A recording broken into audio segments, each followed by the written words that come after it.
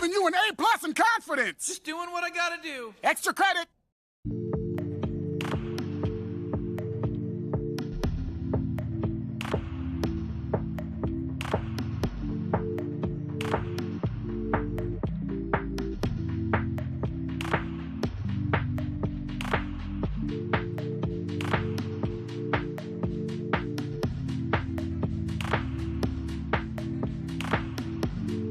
Yeah, man, it has been a comedy of errors today.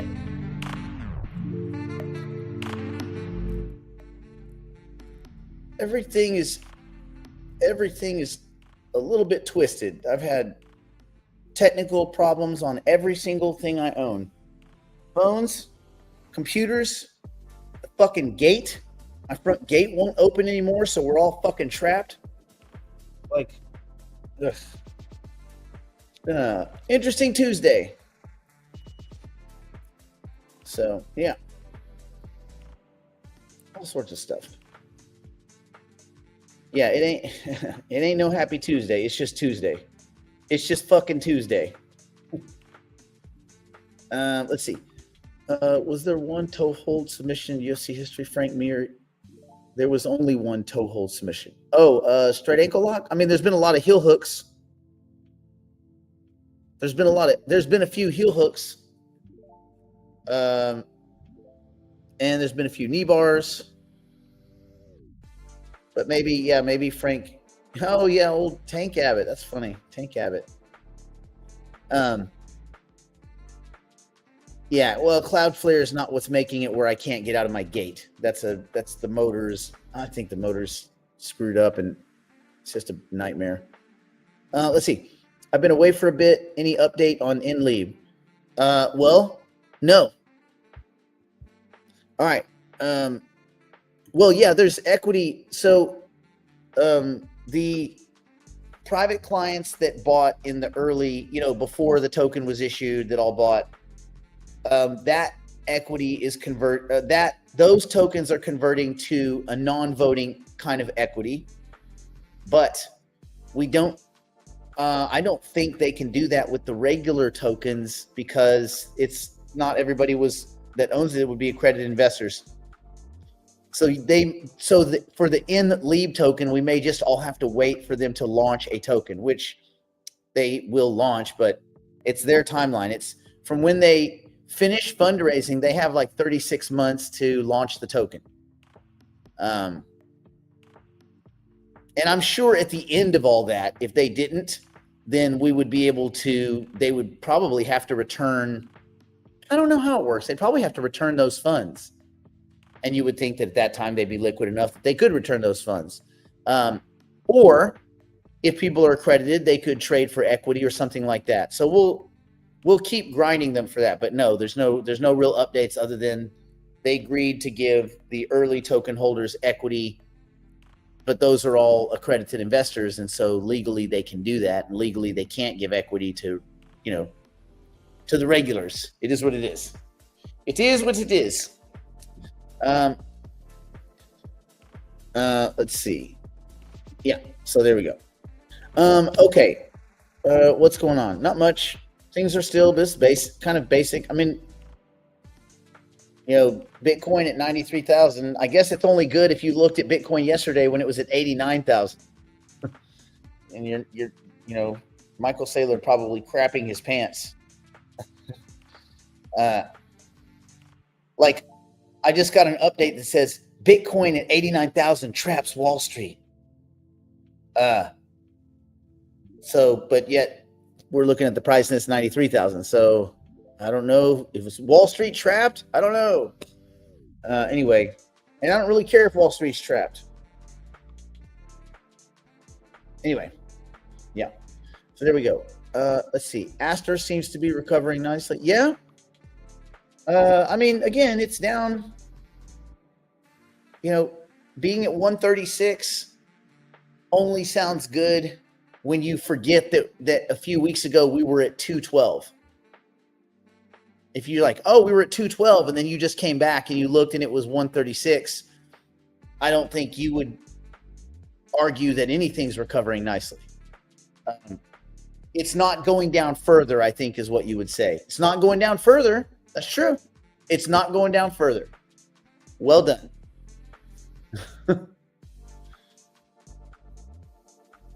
He says this is the last time you'll ever be able to buy Bitcoin. He might be right. I mean, those guys nailed it on a few things. They were way ahead of their time. I mean, they were smart when they bought Ethereum. They were smart when they bought Bitcoin. They jumped into the NFT thing just at the right time. They did when they opened Nifty Gateway, which was a great exchange. I mean, it's all but dead now, but it was great at the time. So yeah, that was cool. And they've been in crypto since pretty much the beginning. I mean, they didn't hit it on day one, but they were probably I don't know, a couple years in. Yeah, man. There's a lot of people that were super early and they just already booked it, and they probably just look back like, oh my God. But yeah. Anyway, what are you gonna do, right? Let's see what else is going on. Not a whole lot in the macro. I was looking at CNBC earlier. Google announces Gemini 3 as battle with OpenAI intensifies. Okay. I mean, I love it. I love the battle. The NASDAQ, the S&P, Dow, they're all getting destroyed right now, which is interesting. Because I guess Bitcoin and Ethereum bounced back a hair, while this is finally we're getting a market sell-off in the traditional financial markets, and we're not getting our asses handed to us, even though we got our asses handed to us for a month and a half straight. What a dick punch. We've taken a dick punch, fellas. Anyway. Yeah, Dow is down 535 points. S&P is down 65. NASDAQ's down 318. Let's look at this, what Google's talking about. I mean, all these AI models, I don't know if you guys know that we're working on a project, kind of a private project. I don't know if some of you I've told about it. I wonder if, let me see if I can do something. Let me see if I can, a video file, desktop. Oh, it wouldn't be desktop, would it? Would it be,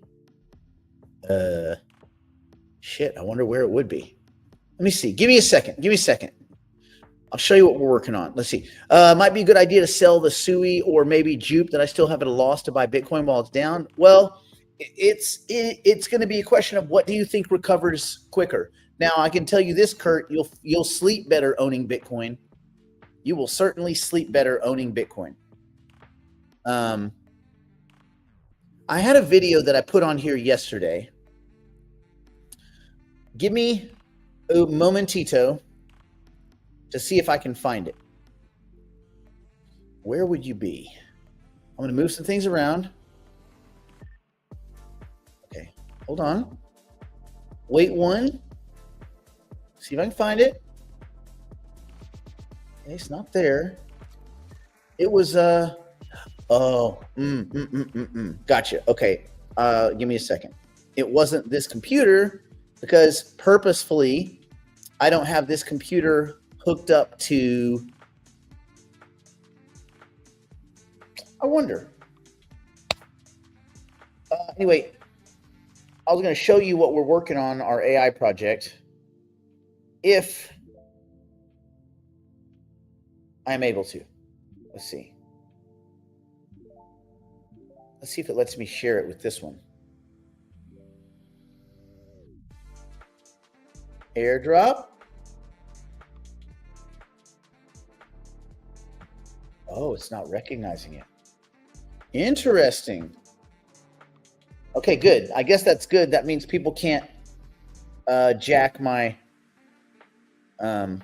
take over this computer. This is the broadcast computer, and so I've been trying to avoid letting Apple Cloud, find it, so that no one can hijack my stuff.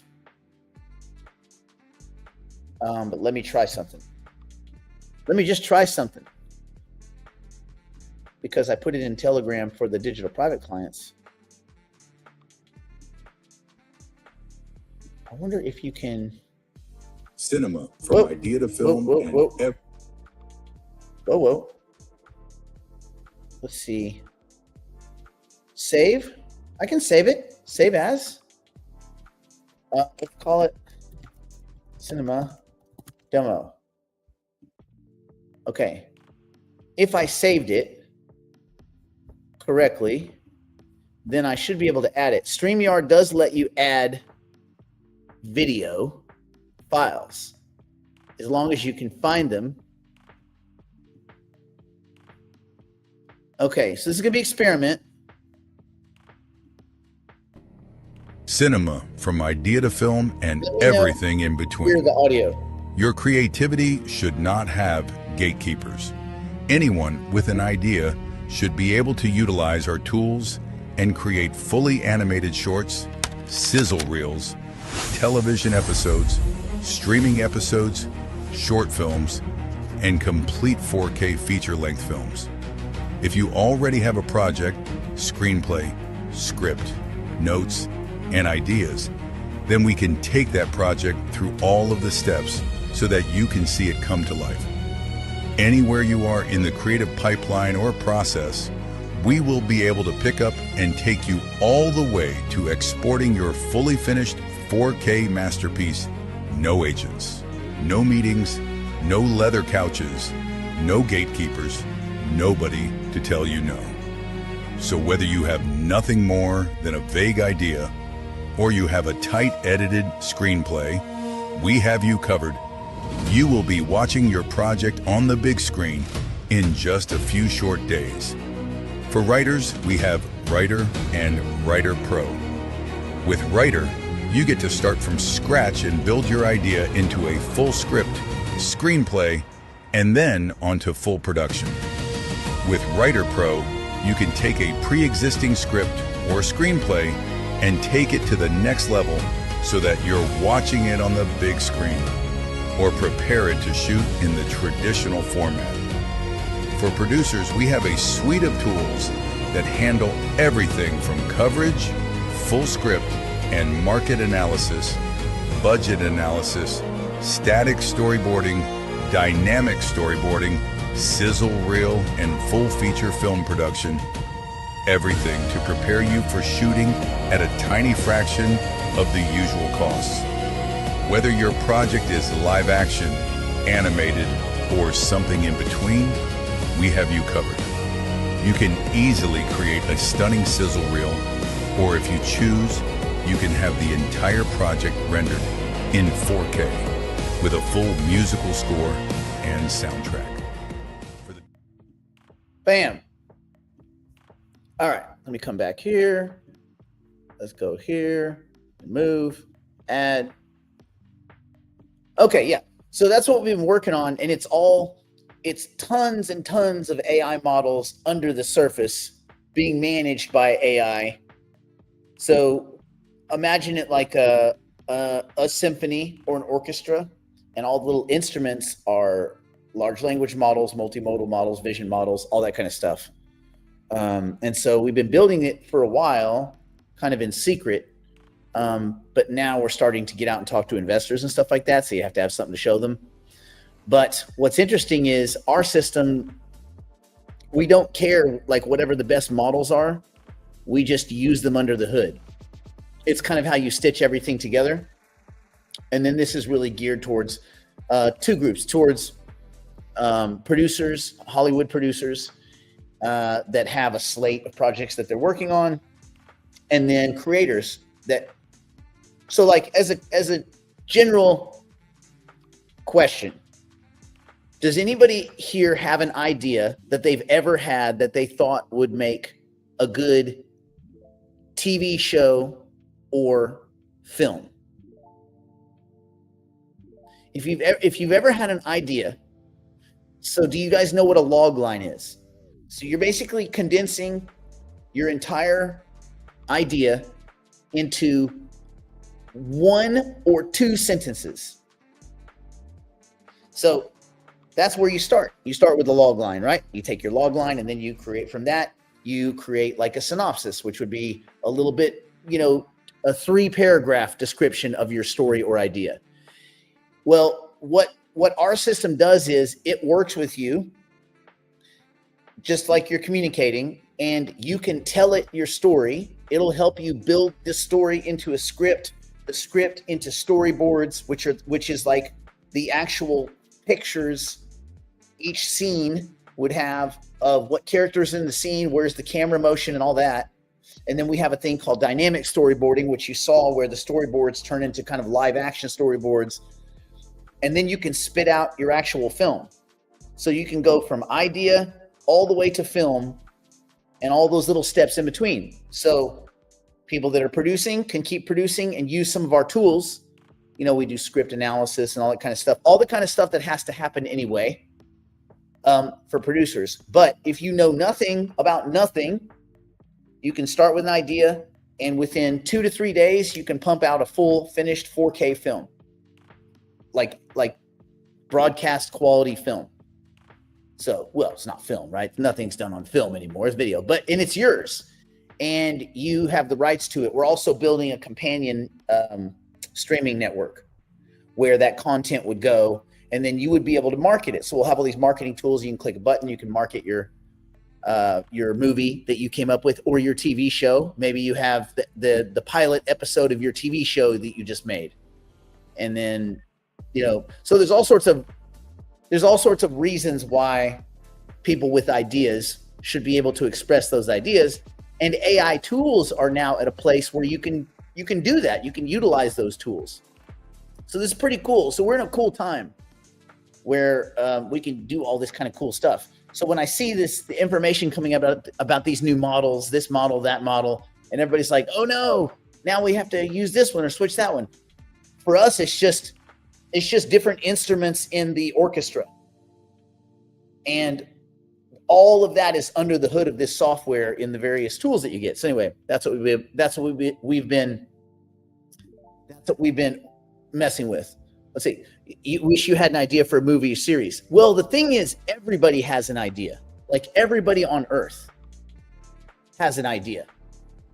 We thought about doing this a few different ways. We thought about like for raising money, because it's not a crypto project. I mean, and forcing crypto on it would be a bad fit, because there's no real crypto use other than pay by crypto. There's no crypto use case here. But there may be a decentralized use case. I guess if we got enough people mad at us, there may be a reason to put something like this and decentralize it. But we did think about doing a token sale that would be for equity, like an equity token sale to fund it, rather than going through the traditional Hollywood means. And I had talked to since we had this demo made, which was only Thursday, we even had this demo. Otherwise, it's just been scaffolding and architecture. We've had 3 meetings with producers. And each time the number of producers that show up at the meeting's bigger. And so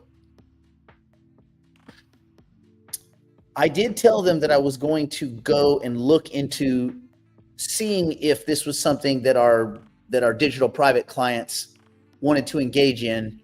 But I told them I wouldn't pull the trigger on anything until we like deeply consider everything. Like what makes the most sense.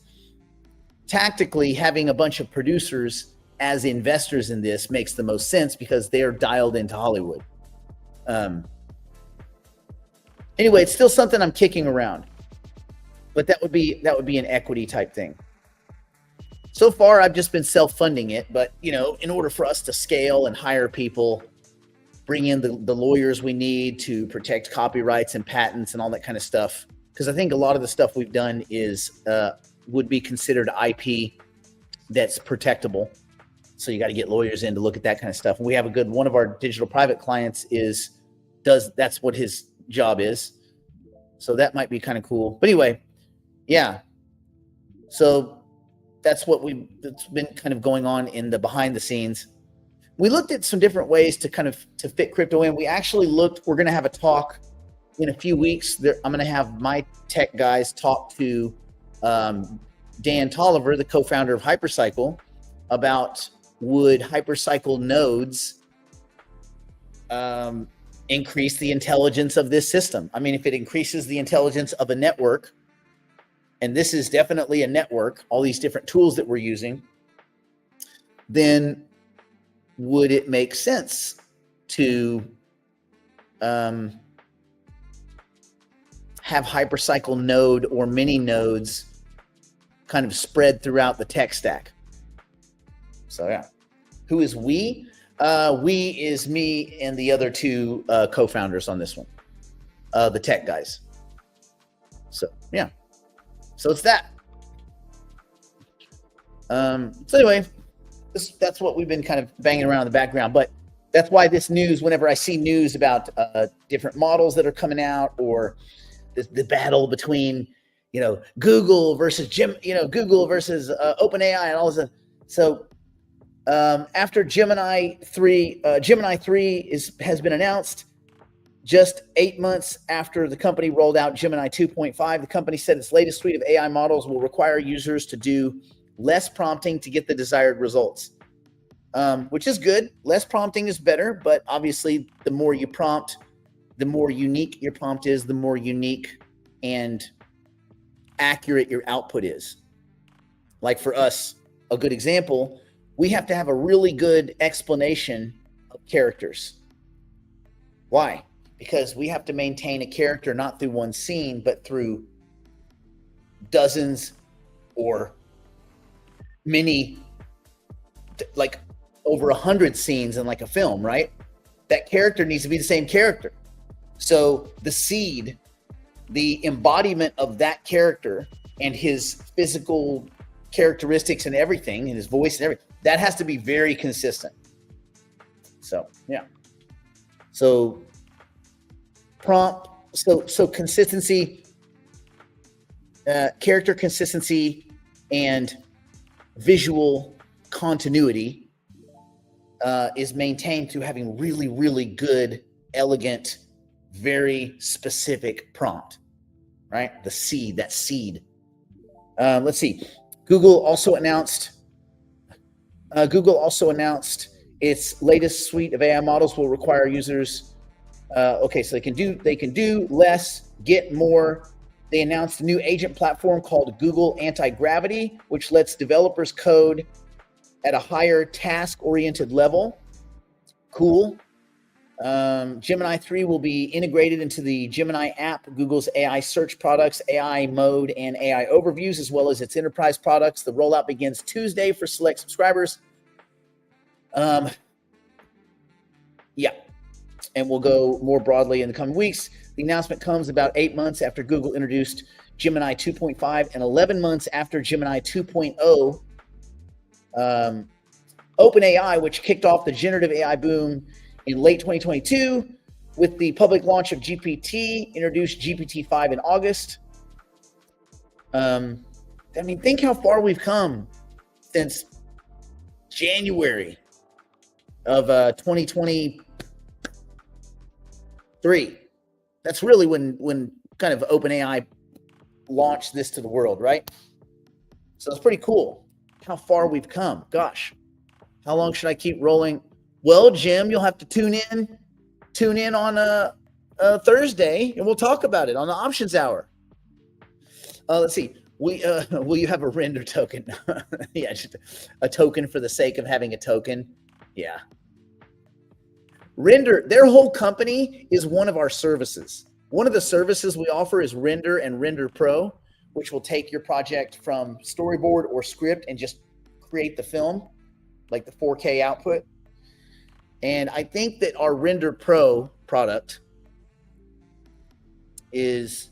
does what the entire company of Render endeavors to do with the bullshit token and a bunch of scummy community members.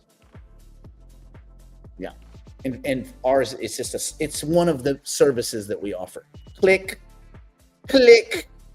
Anyway, but that's all. Yeah, that's all where that's going. Everybody here probably knew that this kind of stuff was coming. If you have a story already, how can I get involved?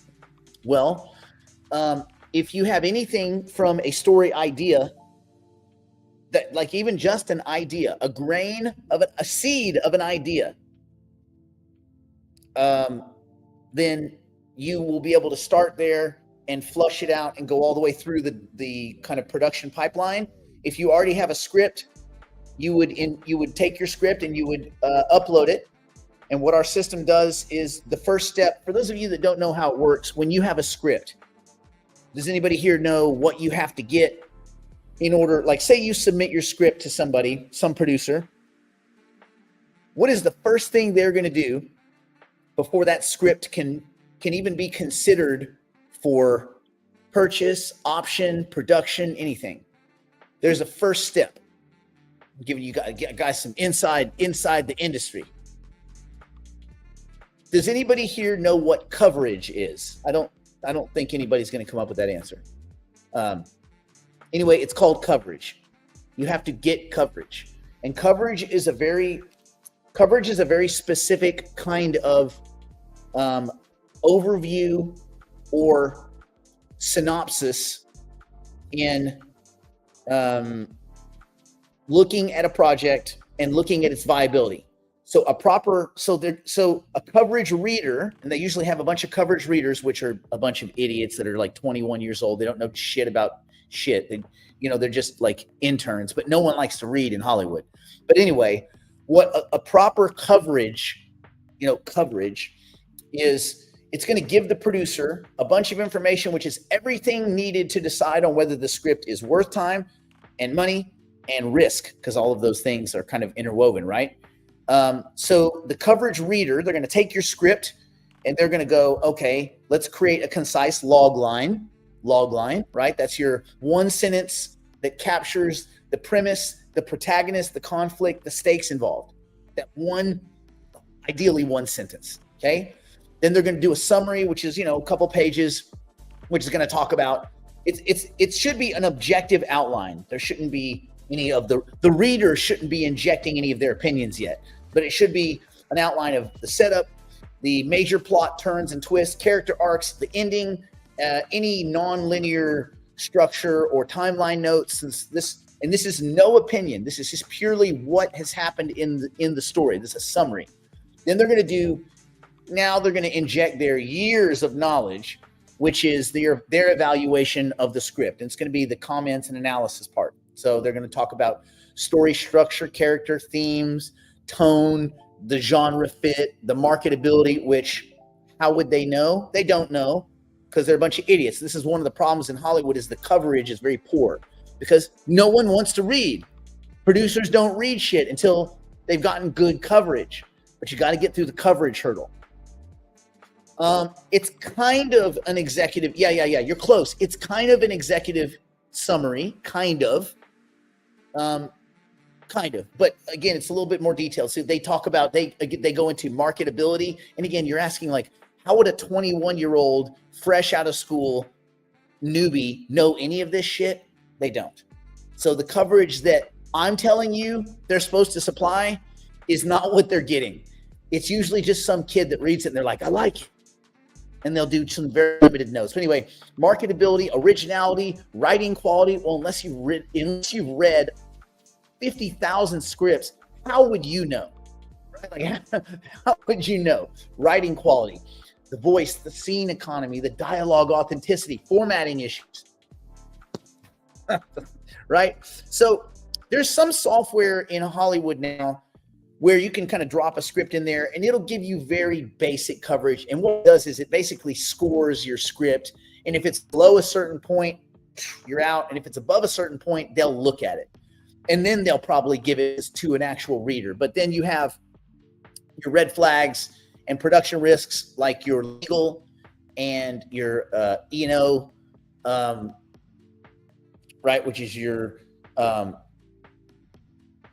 kind of the things that can get you in legal trouble, right? So real brands used without clearance, real people that are portrayed, defamation type dialogue, unlicensed references, music, copyright infringements, all this kind of crap, which we don't have those problems. Why? Because we make the content. So we can make every car in the film not have logos on it. So like things like that, license plates, all that. Anyway, you look at production complexity, budgetary pressure points. Then part of it's going to talk about formatting and technical issues. You're going to look at all the kind of like page count, formatting, industry standard deviations, dialogue to description ratio, overwritten, underwritten scenes, all that kind of crap. And then they'll make a little consideration. So this coverage reader will then say, okay, I'm passing on it, consider it, or recommend it. Like something that's very strong, they would give a recommend. Something that sucks, but it has maybe some chance, they would give it has potential with work. And something that's just trash would be not worth moving forward. So then they're going to give it a numerical or a letter grade. They're going to grade a bunch of characters. They're going to grade the premise, the structure, dialogue, commercial value, originality. And already this list should seem overwhelming. And that's because no one fucking does this. No one. This is what they're supposed to do. This is not what they do. They do 3 pages of coverage. Why? Because the same people that don't read scripts, they're not going to read the coverage notes. They're just going to look, pass on it, recommend it, or consider, right? Like that's it. And then they might like read some of the notes. Anyway, then there's going to be a section on the rewrite potential, like what level of rewrite is. And again, the people that are reading this don't know any of these things. And this is the problem with Hollywood, is that the gatekeepers, the people that are telling us what is good and bad, don't know what is good and bad. They don't know anything. This is a problem. When you're gatekeepers, that's like having your talent scouts for baseball, people that have never played baseball. And they're going out to college games trying to scout. Like, what did you see? I don't know. I don't even know the rules to baseball. Then what are you doing here? This is what's going on in Hollywood, which is why you're seeing a bunch of retreaded dog shit instead of anything new. Seeing the same old crap. You wonder why they're doing Baywatch for a third time? Because they're fresh out of ideas and they don't know what they're looking at. And this system is a closed loop. It's like an Arkansas family tree. It's a circle. So anyway, the final part of it is these kind of overall recommendations to a producer. And that's a kind of decision-oriented explanation of, should we pursue it? Should we option it? Should we hire a writer to come rewrite it? Or is it dead DOA, right? That's what coverage is supposed to be. We can do all of this because we can make AI agents go in and do every bit of this. That's what we do. So that's what our coverage product is. It does this full coverage.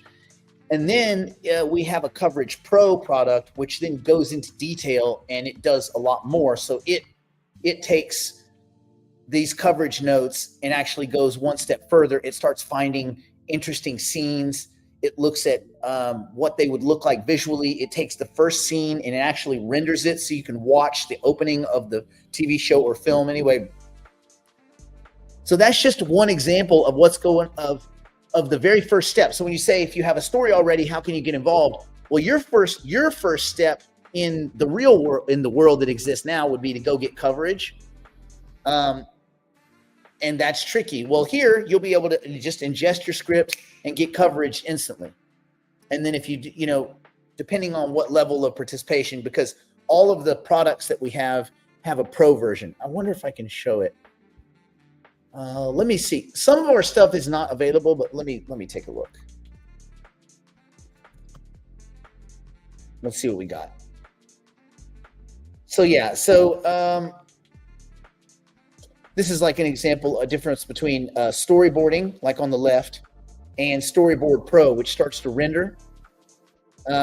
So you could see, instead of just seeing the scene, Discovery, you could see what Discovery looks like. And all of a sudden you start to see all these scenes stack up, and you're starting to get a good idea of what your film is going to look like. But essentially, we're building it for writers, producers, people that want to put music into their projects. We're going to have music tools where you'll be able to do a full soundtrack, all AI created. Well, you and AI created, and you'll be able to actually, that'll be your music. And all of this stuff is yours. Like you own it. You've created it with the help of AI, but these are your creations. Therefore, it's yours. Like you own the IP, right? One of the things that we're working on right now is flushing out all the characters.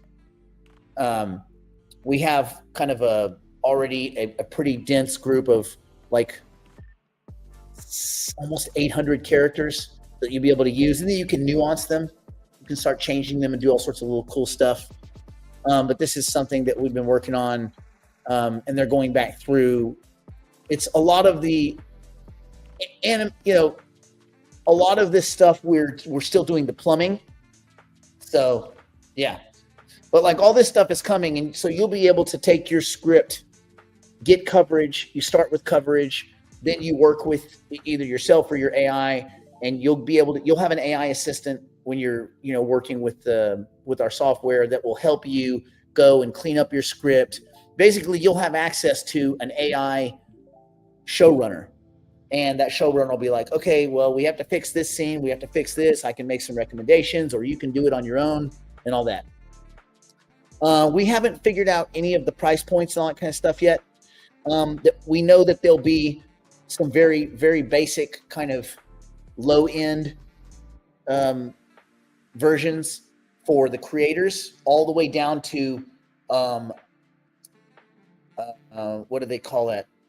Like fully, like there'll be some kind of free versions where you'll be able to do certain stuff for free, and then you would subscribe, because what we're going to do is pass on the costs of utilizing the large language models and all the different API calls. That'll be the things that people will pay for. So there'll be like a minimum subscription fee. And then if you render a film, that would have a cost. If you create a this or create a that, whatever those costs are, we'll just, kind of aggregate those costs out among all of the network users. And then those will be the kind of cost per job type stuff. So yeah, so there's that. Beyond that, I don't have any more details for that yet. But yeah, that's kind of where we're at. So slowly but surely. But yeah, it's a lot of fun. Will you be using the course system like Flow does? Probably not. This will be, I don't even know what the course system like Flow is. I don't even know what that is. I learned writing the old school way, where you have an idea, a log line, a synopsis. You do a beat sheet with your 15 major beats, and you get your beat sheet nailed. Then you go to the cards. Then you start banging out your scenes. You figure out where your act breaks are. And then when you have all your cards for your entire episode or film, then you start writing. Like that's so, most of the script analysis is based on, finding the act breaks, your 15 beats, things like that. So yeah. But I don't know what, I think we will create the system based on norms in Hollywood, and we will weight it based on things that are selling and things that are being watched, right? Like things that have more watch hours, those scripts should rate higher than a script that was written 10 years ago that might not resonate with people now, because we want everything to be accurate and relative and relatable. And if you're working on a project, you want your project to be relatable to the current eyeballs. And, people, ideas and trends and things like that change. So you want to be able You want to kind of stick with that, right? But yeah, so that's where we're at. So yeah, that's the project. It's kind of fun. Some good times, good fun times. That's the character section. Bam. So yeah, we'll be cleaning all this up as we go. And yeah, so now we'll talk to some investors, we'll grab some cash, we'll hire on some more guys, we'll bring in the patent lawyers, which are already starting to dig through. We'll bring on some show accountant. All of our hires that are not tech talent are going to be from Hollywood. They'll be either producers, studio executives, things like that. People that are already behind the wall. Like the first guy we're hiring was an executive at CBS, and he's done work at Netflix and Apple TV, and he's done a bunch of films. I mean, he's been in the business like 35 years. So he's behind the wall. He's in the trenches. And for a project like this to be useful to as many people as possible, we need people that are in the business looking outward, not people outward looking inward, right? It's impossible. Once you get in, you're in. It's impossible to get in, and that's what we're trying to break. Yeah. So yeah, that's what we've been doing, man. Well, all the good times, all the fun times. But yeah, so it should be fun. I'll just try to grab me quick, somewhere between $5 and $15 million. Get this thing fully funded for 3 or 4 years, and then it's off to the races. And then we'll slowly start opening up, like the script coverage part. We will start making that available, that service available pretty quick within the next 2 to 3 weeks. So you'll start being able to do script analysis and all that. And for any writer with a script or a story, that already is valuable. And then we just go from there. Probably it's going to be the music. Oh, our music thing is I think that's built also. So that would be another tool. But we have the major tools. Let me see if it has a list of the offerings. There's Writer Pro, Coverage Pro, and of course those are also available to producers, right? And then you have Storyboard Pro, Previs Pro, which allows you, if you're animating a film, you could look at the animations first before you actually spend a lot of money animating. As an example, if you guys remember Rhythm and Hues, did anybody here see Life of Pi? Remember the movie Life of Pi? The kid on the boat with the tiger on the little boat, and somewhere during, so that was done by Rhythm and Hues, and they won an Oscar for it. But when they went to get the Oscar, they were already bankrupt, and they were bankrupt because somewhere along the production, one of the executives came in and said, "Hey, we really like this, but can you make it be raining?" And they're like, "What?" They're like, "Yeah, just make it be raining." And they're like, "Well, you mean add rain throughout the whole thing? Like, do you know how complex that is?" They're like, "Yeah, we want it to be raining." And that the difference between raining and not raining in that film, because of the complexity of rain, and think about it. think about what goes when you look at rain. Think about how much is happening in a scene and interacting with the fur on the tiger and all this kind of stuff. It bankrupted them. They were bankrupt when they went to collect the Oscar. So we're at a time now where you can do previs and you don't have to be bankrupt. So that's kind of what we're going for, is the don't be bankrupt. And so for producers, a lot of these tools, because most people are not, they're not with the idea of going from idea to full film in 2 days. They're not big fans of that. But these are tools that producers can use right now. So again, Previs Pro, Sizzle Pro, like doing a sizzle reel for your project, which normally costs, $20,000, $30,000, $50,000. For us, it would be very minimal.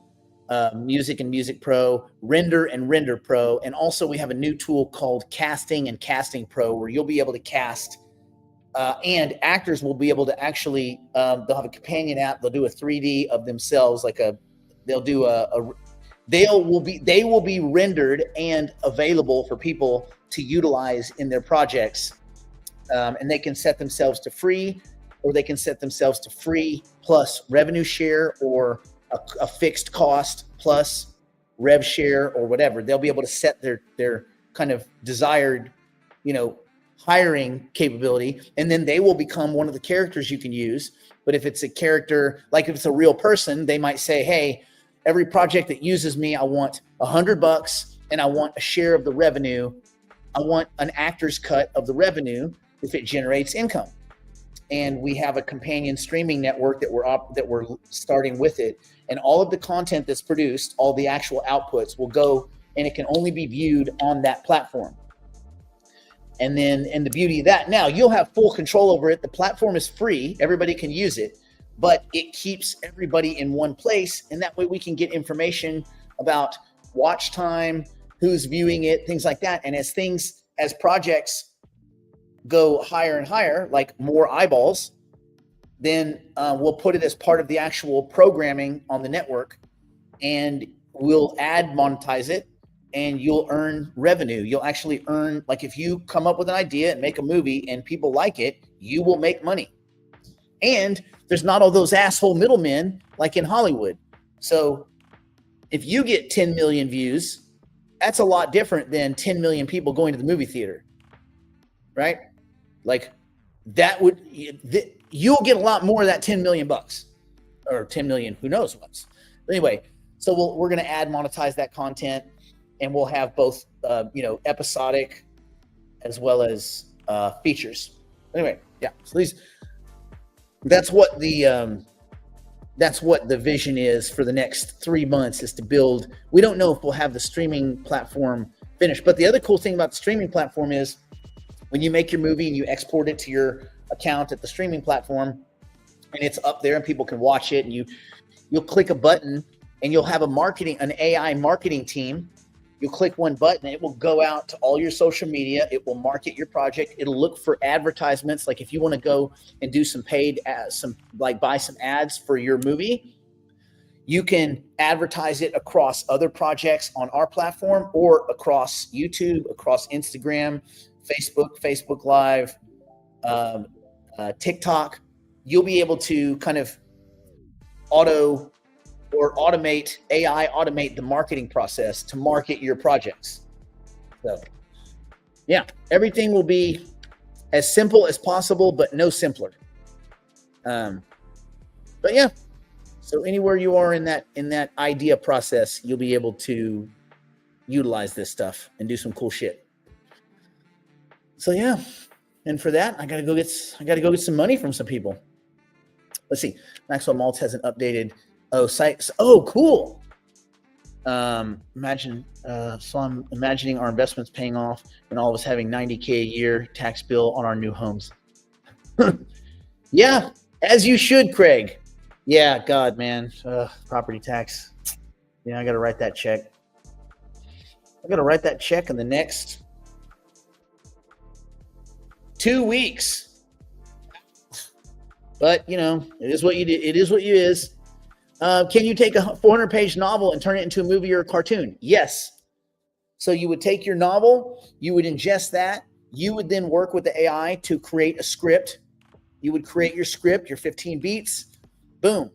You would then get coverage on your script to see where it fits. And ideally, if you're having it help you write it.